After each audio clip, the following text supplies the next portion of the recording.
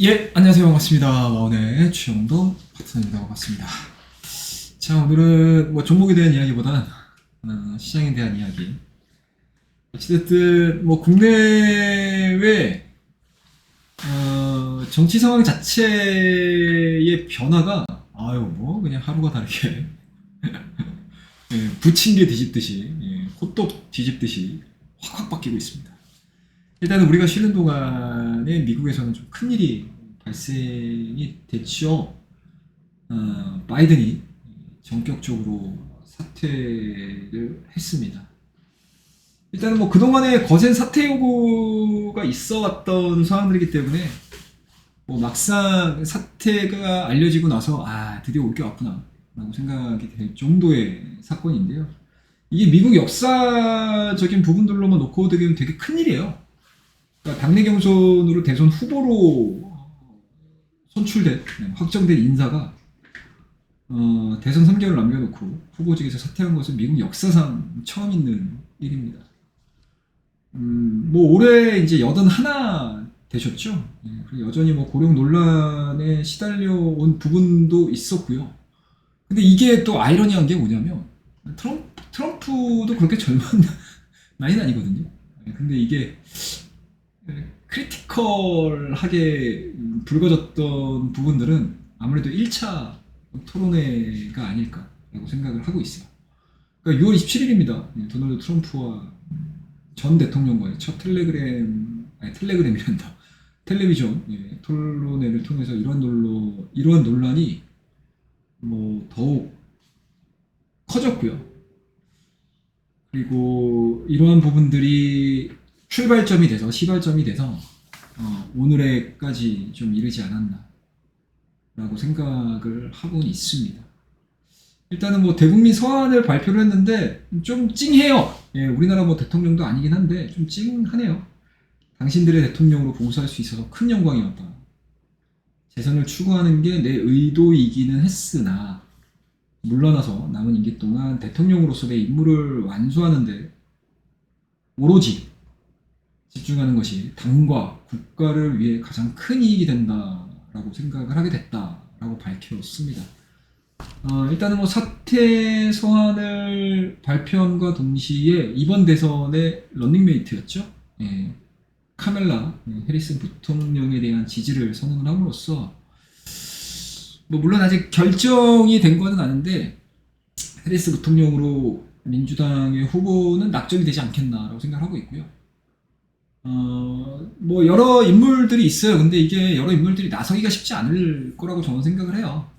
그러니까 어찌됐든 판세의 기울기, 각도기는 트럼프 쪽으로 많이 기울었고요. 뭐 물론 뭐 본인 스스로가 뭐 이길 자신 있으면 뭐 역전의 명수로 등판을 할 수는 있겠지만 어느 누가 지금 거의 끝나가는 이 대선판에서 후보로 나서겠습니까? 아니면 이제 다음 대선 때 내가 후보로 나설 수 있어라는 보장이 있다라고 하게 되면 정치인들이 뭐 지금은 그냥 뭐 쉽게 얘기해서 이제 패전 처리하러 들어가는 거지만 다음 임기, 그러니까 다음 대선 후보로서 뭔가 확정적인 내용들이 나온다, 확정적인 확답이 있다라고 하게 되면 덤비겠지만 그렇지 않는다라고 되면 이게 정치 생명이 끝날 가능성이 상당히 높기 때문에 아마 민주당에서도 좀 경쟁력 있는 후보를 내기가 좀 쉽지 않을 거다라는 생각이 좀 들고요. 그냥 의외의 인물을 내보낼 가능성이 높겠죠. 그 중에 한 명이 이제 캐멀라 해리스 부통령이고요. 그리고 뭐 또 한 명의 여성 후보로 미셸 오바마가 막 거론되는 것 같은데 그건 좀 쉽지 않아 보입니다. 저는 개인적으로 그렇게 생각을 하고 있어요. 그래서 그냥 무난하게 해리스가 통과가 돼서 아마 해리스 대 트럼프 대 해리스의 이 대선 구도가 그려질 가능성이 높지 않을까라는 생각이 좀 들어요. 그래서 이 해리스에 대한 인물을 좀 보셔야 되는데 일단은 뭐 부통령이죠. 현 정부의 부통령이고요. 뭐 이분 같은 경우는 이제 이민자 가족에다가 또 혼혈입니다, 여러분들. 이민자 가족 출신이죠. 근데 이게 집안은 되게 좋아요. 뭐 미국의 정치계가 뭐 신데렐라 뭐 이런 이제 등판들이 별로 없습니다, 생각보다. 그래서 카멜라 해리스 부통령 역시도 뭐 이민자 가정 출신이고, 또 스탠퍼드대 고슈였는데 이게 아버지가 자메이카계 흑인이고요. 어머니는 또 UC 버클리 연구원이었습니다. 어머니는 인도계예요. 그래서 카멜라라는 이름도 연꽃을 뜻하는 인도 산스크리트어에서 따왔다라고 알려져 있습니다.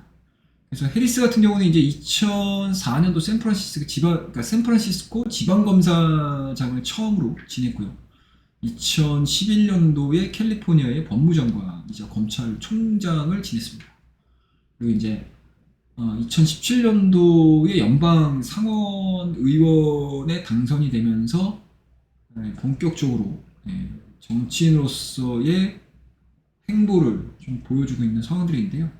일단은 뭐 시장에서에 대한 평가는 뭐 그렇게 썩 뭐 이렇게 대중적인 인기를 뭐 보여주거나 아니면 좀 임팩트 있는 모습들을 보여줬던 인물로는 평가는 그렇게 크지는 않은 것 같아요.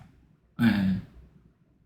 그래서 다만 이제 우리가 좀 체크를 해야 되는 부분들은 뭐 트럼프 이야기는 너무나 또 많이 들으셔서 뭐 아실 거라고 생각을 하고 있고, 어찌됐든 지난 바이든 임기 동안에 벌어졌었던 여러 가지 정책적인 부분들 자체가 트럼프 입장에서는 그렇게 달갑지 않은 상황들이기 때문에 그런 부분들에 대한 축소, 그리고 뭐라냐 완전히 뒤집기 뭐 이런 정책들이 부각이 된다고 하게 되면 뭐 지금서부터는 어찌됐든지 간에 해리스 부통령의 대선 후보 확정 가능성이 저는 굉장히 좀 높기 때문에 이 해리스라는 인물에 대해서 우리가 좀 체크를 좀 해야 되지 않겠나라고 생각을 하고 있습니다.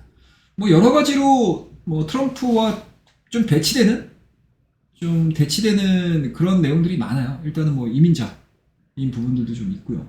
네, 그리고 여성이라는 거, 그리고 유색인종이라는 거 상당히 좀 많습니다. 그래서 과연 이게 어떤 내용들로 좀 반영이 될지를 좀 보셔야 될 것 같은데, 일단은 오늘 같은 경우는 그게 좀 불거졌어요. 첫 번째로 의료용 대마. 네, 의료용 대마가 일단은 본격적으로 해리스 테마주로 거론이 됐다라고 보실 수가 있습니다. 그래서 의료용 대마 같은 경우는 이제 이 해리스 미국 부통령이 과거에 마리화나의 비범죄화를 추진한 사례가 있습니다. 그래서 이런 부분들이 이제 호재로 작용해서 뭐 관련 종목군들에 대한 움직임들이 상당히 좀 강했어요. 전형적인 뭐 테마주죠. 첫 번째로 뭐 올라왔던 종목이 이제 우리바이오, 그 다음에 이제 오성 첨단 소재 뭐 이런 종목군들이 관련주로 좀 부각이 되면서 움직이는 모습들을 좀 보여줬고요. 좀 일시적인 모습들에 좀 가깝지 않을까? 라고 저는 개인적으로는 생각을 하고 있습니다. 그리고 이런 것들이 이제 오늘 알려진 상태에서의 테마주로 좀 부각이 됐었고, 뭐 전체적인 그림들로 놓고 봤을 때 거의 뭐 바이든 정책과 일맥상통하다라고 보시면 될 것 같아요. 일단은 뭐 정책 방향에 있어서는 첫 번째로는 친환경 정책, 친환경 전환에 10조 원 지원 촉구를 지금 하고 있는 상황들이고, 뭐 주거복지라든지 여러 가지 확장 재정에 대한 확대 가능성도 일단은 해리스 부통령, 그러니까 해리스 후보가 당선이 됐었을 때 우리가 시장에서 좀 볼 수 있을 만한 그러한 내용들이고, 그리고 외교 부분에 있어서도 약간 좀 원칙론자에 가깝습니다. 아무래도 이제 법조인 출신이다 보니까 뭔가 유연함과는 좀 많이 결이 좀 다른 것 같아요. 그래서 외교 원칙론자로 부각이 되고 있고, 대북 유화책 역시도 그렇게 크게 선호하지는 않는 듯한 그러한 이제 성향들을 많이 보여주고 있습니다. 그와 더불어서 이제 세금 부분들에 있어서도 좀 생각해 볼 만한 뭐 내용들일 것 같은데요. 일단은 뭐 법인세 부분일 것 같아요. 예. 그러니까 이게 해리스가 도널드 전 트럼프와의 정책적으로 좀 대척점에 있는 부분들이 세금으로 되게 많이 꼽히고 있는 상황들이거든요. 2019년도에 경선 당시에, 그러니까 부통령 경선 당시에 해리스가 교사급여 인상을 좀 주장을 했고, 이 교사급여의 인상분을 지급하기 위해서 3천억 달러의 재원을 부유층의 재산세 인상을 통해서 마련하겠다라는 공약을 했습니다. 그리고 그때 당시에 이 부분들을 얘기를 하면서 법인세 이야기도 같이 한 걸로 알려지고 있거든요. 그래서 법인세를 21%에서 35%로 인상할 것을 좀 주장을 했습니다. 오히려 그때 당시에 바이든이 추진했던 28%보다 몇 프로가 높은 거야? 한 7%가 더 높은 수준이죠. 상대적으로 이제 트럼프 같은 경우는 뭐 법인세율에 대해서 15%까지 낮추는 것이 이상적이다. 현실적으로 어렵지 않다라는 그러한 의견들을 좀 피력을 하고 있는 상황들이고, 당선이 됐었을 때 이는 하겠다라는 입장을 가지고 있는 상황들이어서 올리겠다라는 해리스와 내리겠다라는 트럼프. 여기서도 많이 갈리죠. 그리고 외교 분야에서도 아마 트럼프하고 대립각은 색깔은 명확할 거예요. 그러니까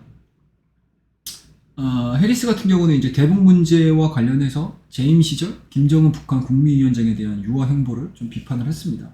그러니까 쉽게 얘기해서 이제 강경 대립하겠다는 얘기죠. 2019년도 해리스가 미국 외교협회입니다. CFR 행사에서 나는 김정은과 러브레터를 교환하지는 않겠다라는 점을 보장하겠다. 궁극적으로 우리는 북한을 핵 보유국으로 인정할 수밖에 없다. 그리고 2022년도 이제 우리나라 9월달에 방한했을 당시에 했던 발언들을 보게 되면 북한에는 악랄한 독재 정권, 원색적이죠. 그다음에 이제 불법적인 무기 프로그램, 인권 침해가 있다라고 좀 신랄한 비판을 내놓았던 이력들을 가지고 있는 상황들이기 때문에 확실히 뭔가 이제 자기의 정체성 그게 드러나는 것 같아요. 그러니까 평생 검사 출신으로서 뭐 불법 행위하고 뭔가 부패한 세력들과의 싸움 이력, 그다음에 흑인과 인도계라는 소수 인종의 인권 문제. 그러니까 본인이 그 유년 시절 자체가 이런 것들로 상당히 고민을 많이 했다라고 얘기를 하시더라고요.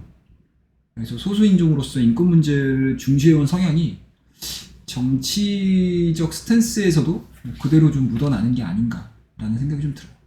근데 이제 시장에서 놓고 봤었을 때는 사실은 좀 매력적인 건 트럼프의 정책이 좀 매력적이긴 하죠. 그 부분으로 좀 보셔야 될 것 같습니다. 그래서 어찌됐든 이번 바이든 대통령의 사태로 인해서 상당히 좀 드라마틱하게 미국의 대선이 좀 치러지려고 여러 가지 일들이 많이 벌어지고 있습니다. 하지만 이게 막상 이게 시끄러운데 뭐 지지난주죠? 지지난주 주말을 기점으로 해서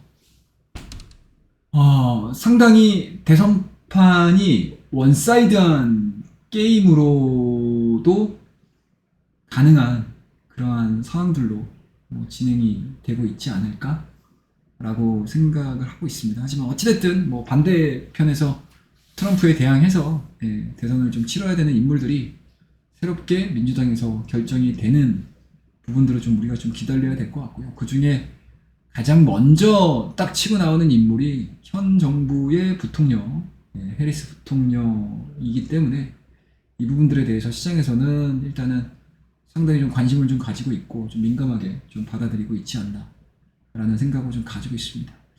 그래서 어찌됐든 뭐 미국 쪽에서의 이러한 이제 혼란이 국내 증시에는 마냥 즐겁지만은 않은 상황들입니다.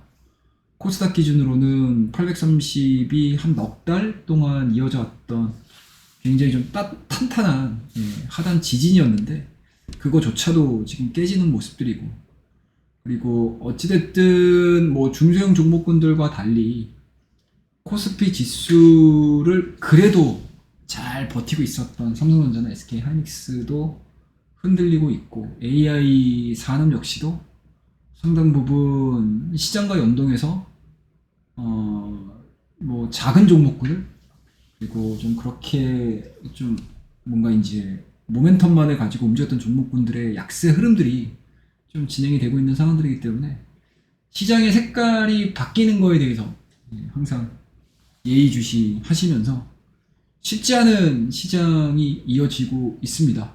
그래서 우리 구독자님들 각각의 개별 계좌들을 잘 컨트롤 하셔가지고 뭐 시장이 뭐 연일 내리진 않거든요. 연일 내리진 않습니다, 여러분들. 그리고 항상 또 바닥을 찍고 올라가는 데 있어서 우리가 좀 생각지도 못했던 일련의 사건들로 바닥을 만드는 경우들도 상당히 많은 상황들이기 때문에 지금은 뭐 많은 사람들이 비관적인 시각들로 시장을 보고 불확실한 시각으로 시장을 보고는 있지만 그 불확실과 비관 속에서 정말 현명한 투자자분들은 항상 지금 시장이 긍정적으로 좀 볼 수 있는 시작인 것이냐, 그리고 내가 가지고 있는 종목이 설령 시장이 꺾여서 힘든 구간들을 보여주고 있지만 바닥을 찍고 올라왔었을 때 대장주 역할을 해줄 수 있을 것인가, 이거에 대한 고민들을 하는데 많은 시간들을 할애하신다라고 하게 되면 충분히 많이 하시고 수익으로도 전환시킬 수 있지 않을까라고 저는 생각을 하고 있습니다. 그래서 오늘은 약간 좀 정치적인 상황들, 그리고 해리스는 어떤 인물인지, 그리고 해리스가 펼치고자 했었던 과거의 뭐 정책들이라든지 이런 것들을 좀 하나하나씩 좀 짚어보는 시간으로 마무리 짓도록 하겠습니다. 그래서 오늘 이야기는 이 정도에서 마무리하고요. 스트레스 받지 마시고, 그리고 너무 걱정하지 마시고, 지금은 걱정보단 좀 현명하게 현 상황을 지켜보셔야 되는 그런 상황들이다. 그리고 뭔가 결정이 됐었을 때 누구보다 결단력 있게 대응을 하셔야 되는 시장이다라는 거 다시 한번 말씀드리면서 오늘 이야기는 여기서 마무리하고요. 오늘 내용이 좋으셨다면 구독과 좋아요, 알림 설정 부탁드리도록 하겠습니다. 감사합니다.